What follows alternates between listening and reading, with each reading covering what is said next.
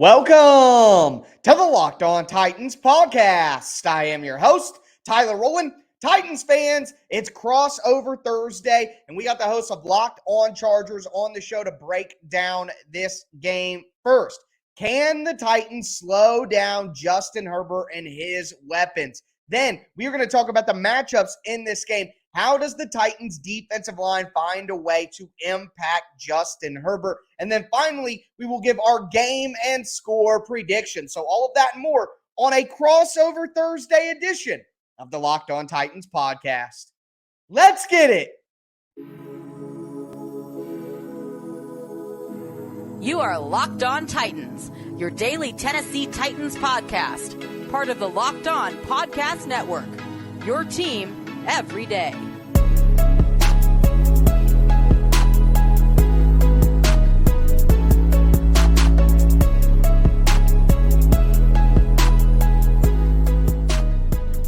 It's time for another crossover Thursday, football fans. This is one of the best games of the week. We have the Tennessee Titans traveling across the country to play the Los Angeles Chargers, and we are here to break down everything you need to know heading into the matchup. I am Tyler Rowland, host of Locked On Titans, here with my guy Daniel Wade from Locked On Chargers. We're going to be talking about the storylines for both these teams, which are kind of going in opposite directions right now. Then we're going to talk about the big matchups, then finish off with our predictions. But before we dive into the storylines, do want to let you know that today's episode is brought to you by our friends over at PrizePicks, the official sponsor of Crossover Thursday.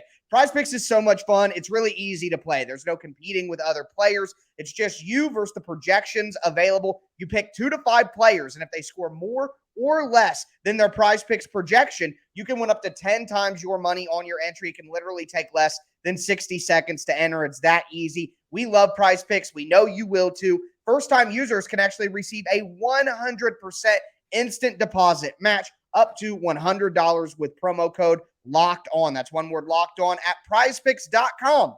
Promo code Locked On. Thanks for making Locked On Chargers and Locked On Titans your first listen every day. Make sure you subscribe on whatever platform you do stream. But diving in, Daniel, the Chargers coming off a big win, which, as we talked about before we started recording, nobody was picking the Chargers to win that game, but they had a good performance. They looked like one of the better teams talent-wise in the NFL. What's the vibe around the Chargers right now? What would you say the big talking point around the team is heading into this matchup against the Titans?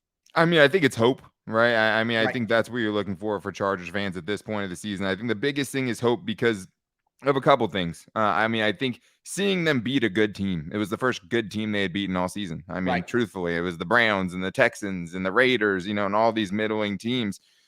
They've finally got kind of their marquee win of the season. And it was the way they did it.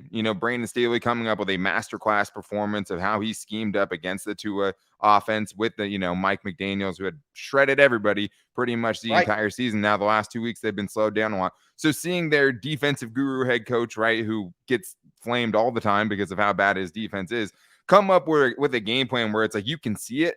And the other part of it was Derwin James and Joey Bosa weren't out there, right? So, you actually see him doing more with the less talented guys on the field. And I think right now it's just, can you find that consistency? Can you do it again? Can you stack these, performances back to back and keep yourself in the playoff race? Because the only sure way the Chargers make it is to win all of their games. They win all their games, they're in. They get to 11, you're in. Can they do it consistently? I mean, they haven't shown that they can all year. Yeah, that's a fair question. And for a reminder for Titans fans, the Chargers are 7-6 as well, but considering the competition in their division, they're not winning their division. That's not an option like it is for the Titans, who play in the lowly AFC South. But from the Titans' perspective, and of course, Daniel Wade, Locked On Chargers, Tyler Rowland, Locked On Titans. From the Titans' perspective of things, I think the storyline is the opposite. Right now, Chargers fans are feeling a lot of hope. Titans fans are kind of on the, should we just tank the season, put in Malik, sit Jeffery Simmons, let him heal? I mean, there are some fans that are at that point with this 3-game losing streak where, you lose to the Bengals, who I think is the best football team in the NFL right now. You lose to the Eagles, who I think is the second best team in the NFL right now. Those are understandable for Titans fans. I think they can kind of live with that, even if that Eagles loss was bad. But coming out and losing the way they lost to the Jags with the defense completely depleted from a health perspective, the offense choking the ball away and giving it up 4 times to Jacksonville. It was almost like, man, this team was facing its darkest moment, and this is how they respond. So a lot of Titans fans' hope meter, the hopium is gone. There's none left for Titans fans right now.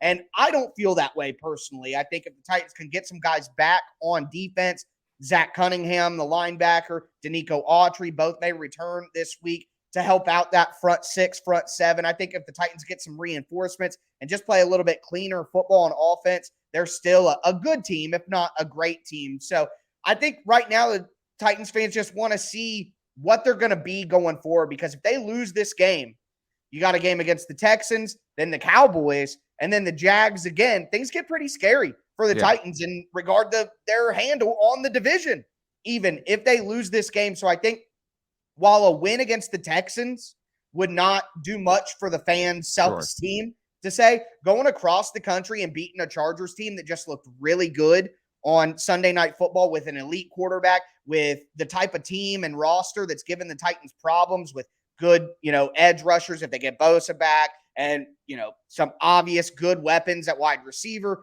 I think if the Titans can beat a team that has some strengths at their weaknesses, it will remind fans that this team is capable of maybe winning one playoff game in the right matchup. And I think that's all the hope the Titans fans can hope for this year. So I think it'll be interesting to watch, because both one team has hope, but it's kind of on the outside looking in. One team is in, but it's kind of lost all hope. So I think that's really the gambit for this one. Yeah, and I mean, the Titans aren't going to get a much better matchup for what they do well than this one. I mean, the Texans are, one of the only teams that are about par with the Chargers as far as run defense goes, going up against Derrick Henry, obviously. But yeah, this is probably one of the best matchup they're going to get, at least in that aspect of it. And I think, talking about PrizePicks, whatever the more than is on the Derrick Henry rushing yards, I mean, I think you hammer that for sure this week. But I think the nice thing for the Titans is in that division, you're staying afloat until hopefully you can get some guys back, and then maybe those guys can make an impact in the playoffs. I mean, it's still not a team when their defense is right, and defense gets healthier, that you want to play in the playoffs against Derrick Henry when he's breaking, 19 tackles a game in late December and early January. Like, that's not they gave the Chiefs fits before, right? Like, they've been able to beat really good teams. And it kind of scares me that the Titans are on a 3-game winning streak, because I think who you lose to is important, right? And having those 2 teams that you talked about before being 2 of the best teams in the league, like, those are games we would have expected them to lose probably anyways. Last week, I mean, both of our teams got boat raced by the Jaguars at one point this season. But I think as far as this matchup goes, though, and the biggest storyline, I think, for this, though, for the Chargers is, okay, Brandon Staley, that's nice. You did it against Tua. Can you come up with a game plan to somehow stop Derrick Henry, considering this is obviously what you have to do, right? Like, there's no crazy, brilliant strategy. It's like, if you're not able to slow that dude down, it's going to be a long day for you. So for Brandon Staley, I think that is the biggest storyline for him in this one. Yeah, finding that consistency is important. You can do that. You can stack another good defensive performance if you can take the worst rush defense in the league on a per carry basis and somehow find a way to slow down Derrick Henry in this. Yeah, I think obviously for the Chargers, because if you let Derrick Henry get going, that opens up everything for the Titans, and that's 100% what you don't want to do. You don't want to let it play into their hands. So they're going to need a fantastic defensive game plan. Speaking of a fantastic defensive game plan, you guys have to check out SimpliSafe Home Security, the sponsor of today's show. Look, I am a SimpliSafe customer, and I got to tell you guys that I love all of their Fast Protect technology, the indoor-outdoor cameras, door sensors, motion sensors, a break glass sensor. I like how they have little panic buttons that you can install in different rooms, put it in your kids' room, put it in your master bedroom, things like that, just to give you more peace of mind, which at the end of the day, a security system is all about peace of mind to start. Now, here's the thing. They don't just have the fantastic technology. They pair it with 24/7 professional monitoring agents, so you have the best defense at all times, and you know that SimpliSafe has your back. They can verify that the threat is real, use those cameras, and use that system to make sure you get priority police response, and there is nothing that can give you more peace of mind than that. So don't miss your chance to save big on my favorite security system. You can get 40% off any new system at simplysafe.com/lockedonnfl. That's SimpliSafe with an I, simplysafe.com/lockedonnfl. And remember, there is no safe like SimpliSafe.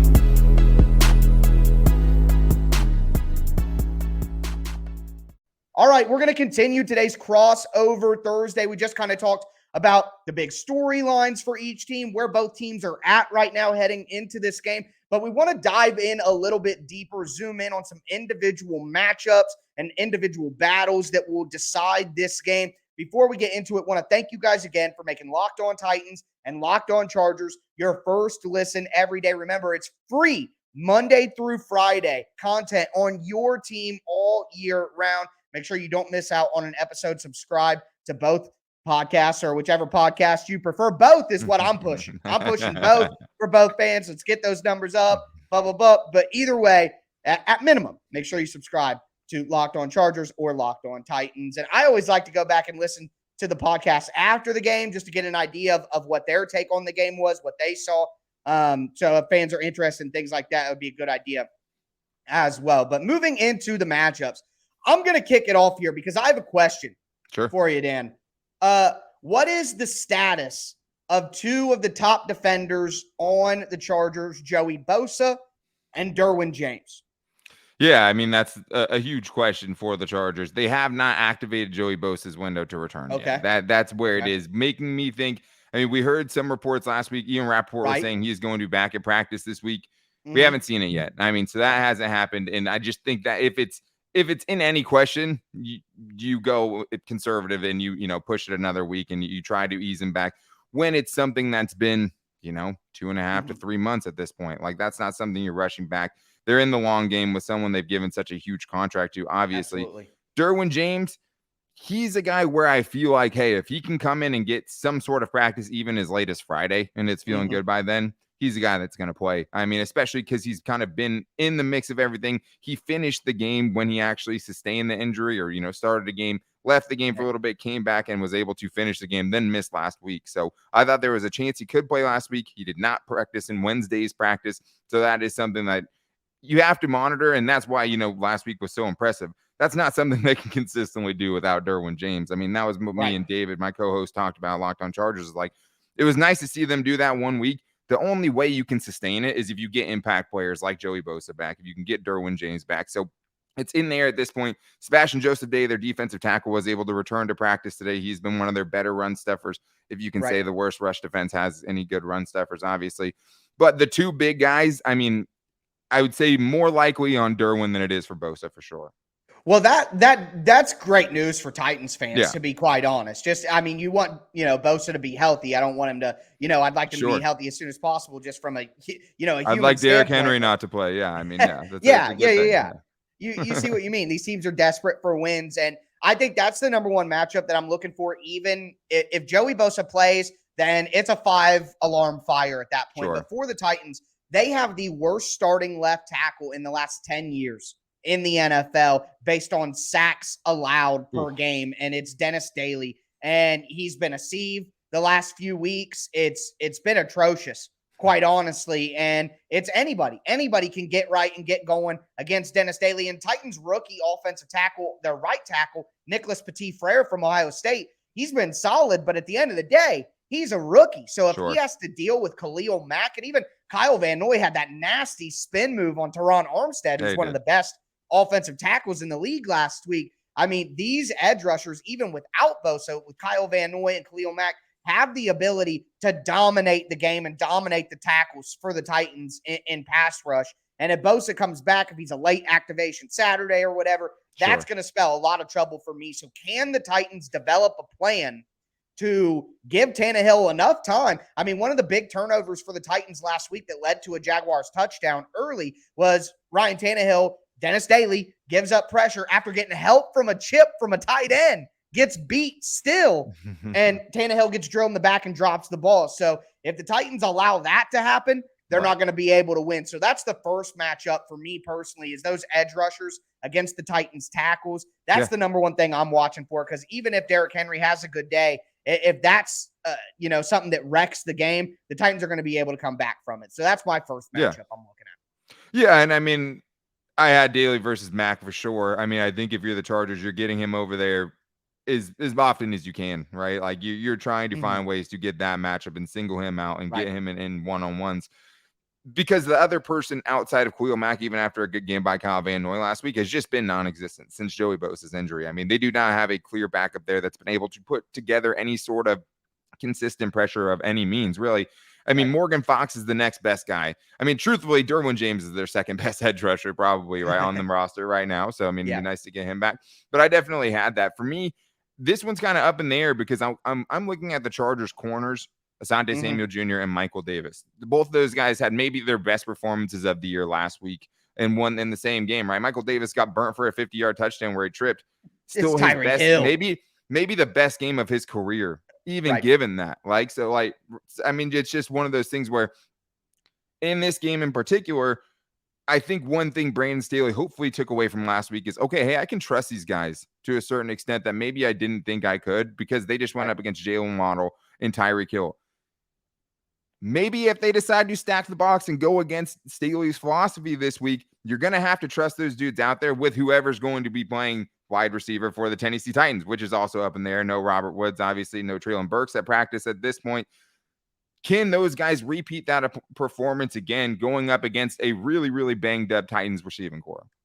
Yeah, you're not lying there. And even if the Titans receiving core wasn't banged up, it's not that great to begin with, if we're being honest. Yeah. But yeah, I think that's a great point. And can the Titans? I love these Fangio. If I'm correct, Brandon Staley is kind of a Fangio descendant in the way that he plays defense. So they primarily like zone and will try to stop the run with 6 in the box rather than bringing in 7 if they can. Two similar high to safeties, all that. Yeah. Yep. Kind of similar to how the Eagles wanted to play. Yeah, I just don't think, the Chargers have as good a personnel with their current state. No, they ran so 85% nickel last week. I don't think they can do that again this week. I don't think that's on the table at all. The Titans will not allow that with their heavy tight end personnel and 2 tight ends and 12 and 13 and 22 and stuff like that. So, yeah, that's going to be not really a matchup, but what Staley decides to do from a philosophical standpoint, whether he sticks with his own tendencies or he does things that have been more effective against the Titans, stacking the box, playing tight man coverage, whether he goes with what beats the Titans or goes with what he believes in, that'll be interesting to watch. But with that in mind, that brings me, I want to talk about what you just talked about, but the other side of the ball, and it's the Titans cornerbacks against the wide receivers of the Chargers. Yeah, the Chargers have a great group there with Keenan Allen back now, Mike Williams back now. You got the pure route runner, crafty guy in Keenan Allen over the middle of the field, Mike Williams down the sideline making plays. Joshua Palmer obviously is a dude who gives you a good element, and DeAndre Carter's kind of a do-it-all type guy who can be used in a bunch of different ways. The Titans have been attacked down the sideline this year, whether it be Alec Pierce in week 4, whether it be Mac Hollins in week 3, Daimi Brown in week 5, T. Higgins, Christian Watson, AJ Brown. Do I need to continue? That is a lot. The Titans have given just absolutely fantastic performances to a number of big physical wide receivers who win on the sideline, because the Titans like to play. We talk about what Staley likes to do. The Titans are a cover one man defense when the chips are on the table.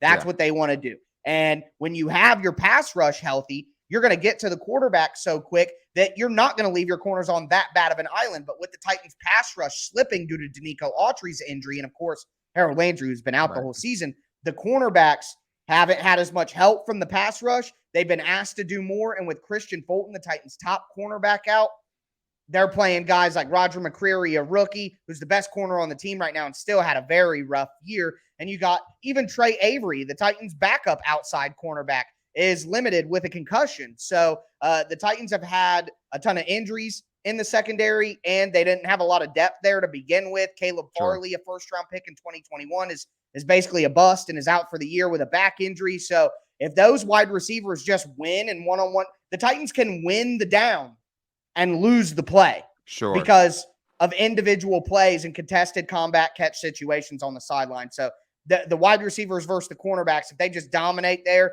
doesn't matter what the Titans do up front. So that's a big worry as well. Yeah, 100%. I mean, and also just Justin Herbert versus this secondary. If you can't get Yes. pressure on him, and even when you get pressure, one of the things about Herbert specifically is he's so hard to get. Even if you get there, I mean, for a lot of the season, it was, hey, he gets pressured more than anyone else in the league, but he's gotten sacked the least amount of anyone in the league. He had a play last week where he goes to cock back a long ball and just totally feels a pressure from behind that I don't know how anyone could have seen coming. Ends up checking it down for like a 15-yard game. But yeah, him kind of gaining confidence in this trio of wide receivers, Joshua Palmer finding his way after being a really, second and even first option for a lot of this season. And now that fitting in and finding its place when you have the two big dogs back. But you're talking about contested catches. There's nobody better, right, in the entire NFL, in my mind, than Mike Williams. That's what the dude does. He had another one last week that was insane. A toe tap drag in the back of the end zone last week. That was gross. I mean, getting him back has been huge.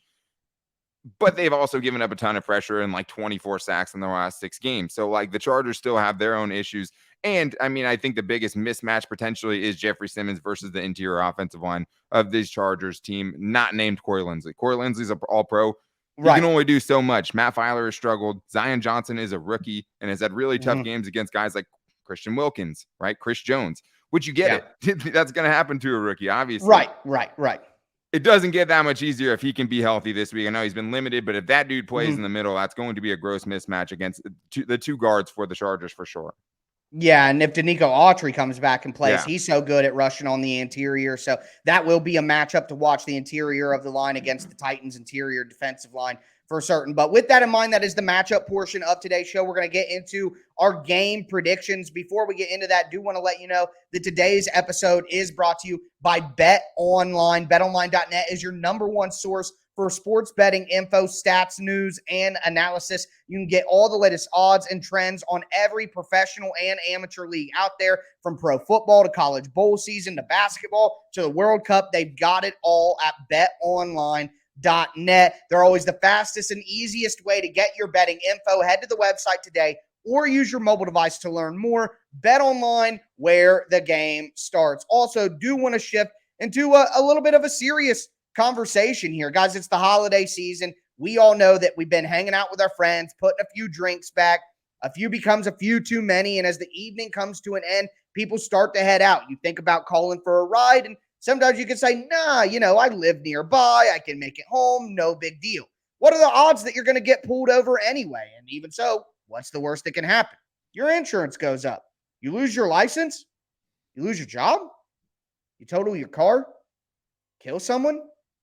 Listen, everybody knows the risks of driving drunk. The results are tragic and often deadly. And however, that still doesn't stop everyone from getting behind the wheel when they're under the influence. And that's why police officers are out there right now looking for impaired drivers on the roads to save lives. So if you're thinking you're okay to drive after a few drinks this holiday season, think again. Play it safe, plan ahead, get a ride. It only takes one mistake to change your life or someone else's forever. Drive sober or get pulled over.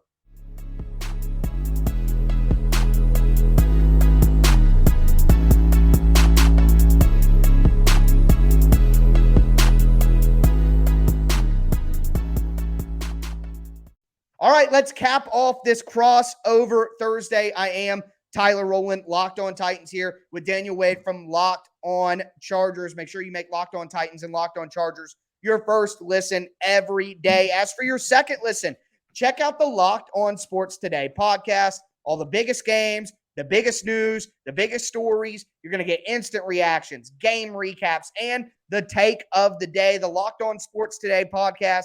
It's available on the Odyssey app, YouTube, or wherever you get your podcast. Daniel, I'm going to put you on the spot out of the gate here. Who do you think wins this game? It's tough, right? I mean, it's always on these crossover Thursdays, doing it before we really know the extent of the injuries. I mean, that's a very long injury list for the Titans. It's not many times I see teams that have a longer injury list than the Chargers do. So that was a little bit surprising today. But when the, players like Derwin James, right, and guys of that nature are kind of hanging in the balance, it's hard to say, but I think we have a good idea, at least of, 90% of the people that are going to be in this game. And I think for the Chargers, it's easy to see a variety of outcomes, right? And I think, game flow is going to be huge in this one, right? And I think them getting out to a lead or just getting a lead, a substantial lead in this game obviously plays hugely in their favor. I think I saw that Derrick Henry had 3 carries in the second half last week against the Jaguars. Yeah, the Titans got down big, so they just kind of went away from it. 14 carries for 119 yards in the first half. 3 carries for 2 yards in the second half for Derrick Henry. You think it's important if the Chargers get a lead in this one? One of the big things they did too was the Jaguars came out of halftime. They went and scored a touchdown on their opening drive, right? That was huge. It made it a 13-point game at that point. Titans couldn't go back to Derrick Henry, right? So, like, at that point, if the Chargers can do that, I feel really good about it. If they will be able to do that, it's another story entirely. I like the way the offense is playing. They've had some really good opening drives recently offensively. It's really tough, though, because this is the Chargers' kryptonite.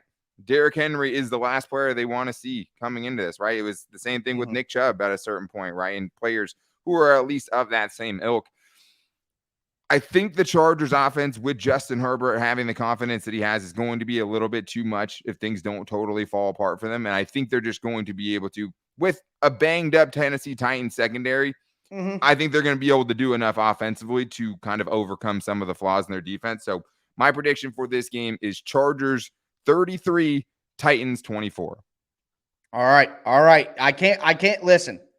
I think that you're in a good spot here. And I actually agree with all of that analysis. And like I said at the beginning, the strengths of the Chargers line up with the Titans' weaknesses, and the Titans' strengths line up a little bit with the Chargers' weaknesses. So basically what it comes down to is who has the best chance where they're weak to stiffen up. And I think that the Chargers' run defense, when you know that it's Derrick Henry and you know that that's the goal, even bad run defenses, like Denver's run defense was 21st. Philly's run defense hasn't been awesome this year. They found a way to really limit Derrick Henry because that's the only thing that you're worried about, quite frankly. And you're never going to take away Justin Herbert on the other side of that, right? There's no part of the game where you can't use Justin Herbert. I get what you're saying.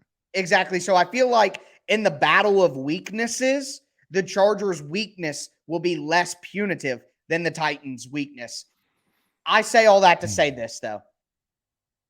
The Titans win games like this when it doesn't seem like they can win, when they got to go across the country, when they've lost 3 in a row, when the GM got fired, when the fan base believes that they're trash and should tank and blah, blah. Every time that something like this happens, the Titans find a way to answer the bell and to get it right. That's what everybody praises Mike Vrabel for, is he has this team ready to go and things don't snowball on them, even with all the injuries. I think Danico Autry plays in this game. And although Treylon Burks didn't practice on Wednesday, I think there's a chance he gets out of concussion protocol and is limited the rest of the week. If those two things happen, even if Burks doesn't end up playing, I don't know what it is. This is just weird because I'm considered a pessimistic analyst when it comes to the Titans from a lot of the fan base. I just think the Titans kind of look themselves in the mirror and find a way to get the win, even with all the things we've discussed. I don't think it'll be any kind of confident win. I think it's going to be incredibly close. I think the Titans win this game 24-23. Yeah, drag them down into the mud. And that's how the Titans win this game, I think. I mean, that's one of the things from afar I've always admired about Mike Vrabel is there's always going to be a certain level of physicality, right? And physicality is not the Chargers' strong point. And when finesse teams get smacked in the mouth with physicality, it kind of, throws everything off. So, and I think it could go one of two ways. Like, I mean, that's why I was saying a variety of outcomes is like, that seems realistic to me. I mean, Derrick Henry, I think the crazy thing is going to your point is like Derrick Henry could rush for 160 yards in this game and the Titans could still lose, right? Yes, correct. I mean, Justin Herbert could, throw for 300 yards and 2 touchdowns and the Chargers could still lose. Yes. Like that's just neither one of these teams are, I think, complete enough to feel great about this. I mean, a 9-point victory is the biggest, and we're going on the spot here, but that's the biggest margin of victory I've seen by the Chargers. I think that what the Chargers have to hope is that Brandon Staley last week, when you're talking about the game plan and stuff like that, seeing it come to fruition like I did, I think is a huge thing in the locker room, especially for young defenders who are getting thrust. They can believe in it now. When you see it go down the way it did against the Dolphins, and you're literally kind of embarrassing at certain points, a guy who's torched the league and two receivers that are talked about as two of the top 10 receivers in the league. Right. I think that can do something for you going down the stretch. And I think there's a little bit of that in my analysis here. I mean, the Chargers still gave up, 4.8 yards per carry last week and 100 yards, whatever. Just to running backs, though, it was 4.0 yards per carry, which is like by their standards is incredibly good. So we've seen some improvement. Derrick Henry's a different animal. If he gets going, if you can give the Titans a lead and you just let that dude kind of grind you out in the second half, I think the Chargers lose this game. If their offense can keep it up, they can get ahead and you make the Titans have to play catch-up mode. It might end up like the Jaguars game, right? And it just might end up like the Chargers game against the Jaguars. Like there are a variety of outcomes. I could see this game going either way, but I think that's a great point you put up. If the Titans can drag the Chargers into the mud, make it a fist fight, make it a fight in a bar parking lot, you're playing right into their strengths. And even coming across country, they're a team that can do that led by that dude. And we wouldn't know anything about fighting in bar parking lots, would we, Dan? No way. I've never. Not I would never a chance. do that. But anyway, well, that's what we're going to see on Sunday, a fight in a bar parking lot. That's a great way to put it, Dan. That's a great place to leave us off. We're both going to be back with you guys tomorrow to kind of give you a full game preview of what we expect to see, dive in even deeper into this matchup. Thank you guys for tuning in to Crossover Thursday. Enjoy the weekend of football and stay safe out there.